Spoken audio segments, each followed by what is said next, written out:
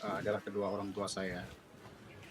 Karena mereka yang sudah mendidik, membesarkan. Di hidup saya yang pasti yang pertama itu orang tua. Menjadi pahlawan adalah ayah saya. Menurut saya pahlawan hidup saya itu nenek saya.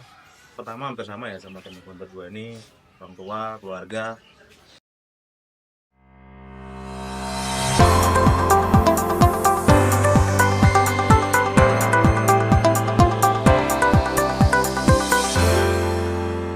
Bang, siapa sih pahlawan di mata abang dan apa maksudnya? Pahlawan ya. Pahlawan pasti yang pertama itu orang tua ya. Orang tua. Karena mereka yang sudah mendidik, membesarkan, berkorban dari kita kecil sampai saat ini ya. Sampai sekarang bisa di sini. Itu yang pertama. Kemudian yang kedua, pahlawan pribadi bagi saya itu adalah manajer saya saat di Siantar, ya, itu Pak Yosi Putranto. Karena beliau ya yang membimbing dan mengkonseling pertama kali saya perihal tingkah laku saat menjadi tim leader di Siantar.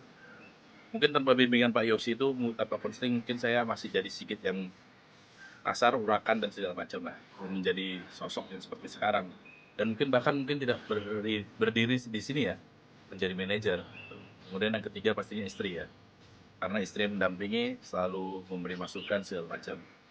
Mungkin itu ya kalau sosok pahlawan ya, tapi kalau sosok menginspirasi itu sangat-sangat banyak. Dan semua atasan-atasan saya itu sangat-sangat menginspirasi saya. Mungkin itu yang bisa saya sampaikan. Pastinya. Terima kasih.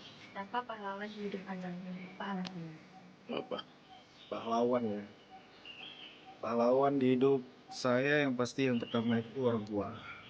Kenapa orang tua? Karena pastinya orang tua itu berjasa mulai saya dilahirkan sampai dengan sebesar ini. Orang tua pasti tidak pernah luput perhatiannya dari kita walaupun kita sudah berkeluarga. Itu pasti orang tua yang pertama. Yang kedua pastinya keluarga ya, istri. Kenapa istri? Karena istri itu menjadi pendamping dan memberi motivasi ke saya sehingga sampai dengan saat ini saya bisa terus bertahan cari nafkah dan mencari rezeki untuk mereka. Yang ketiga itu kawan-kawan kerja pastinya ya. Mulai dari SVP, tim leader, pasukan teknisi. Kenapa mereka? Karena mereka lah yang menyokong kita dan memberikan kita kinerja yang terbaik bagi perusahaan. Mungkin itu Mbak sedikit dari saya. Bang, kalau boleh tahu siapa sosok pahlawan di mata abang dan apa alasannya? Sosok pahlawan di saya itu ya, adalah kedua orang tua saya.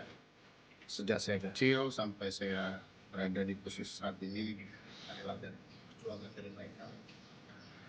Jadi buat teman-teman rekan-rekan yang masih memiliki kedua orang tua, tetap sayangilah mereka, jaga mereka, dan rawatlah kedua orang tua kalian. Jangan sampai eh, ada kata-kata yang menyinggung atau menyakiti perasaan mereka. Tetap semangat. Oke, Bang. Bang, berhubung single member kan pahlawan ya. Boleh tahu nggak, Bang, siapa sosok pahlawan menurut abang dan kenapa alasannya orang tersebut menjadi pahlawan buat abang? Oke Bang, dari yang paling dulu. Siap. Menurut saya yang menjadi pahlawan adalah ayah saya. Karena beliau sangat berjasa bagi saya, mulai saya dari kecil hingga saat ini saya juga berkeluarga dan menjadi kepala rumah tangga. Terima kasih. Silakan Bang Angga. Itu aja.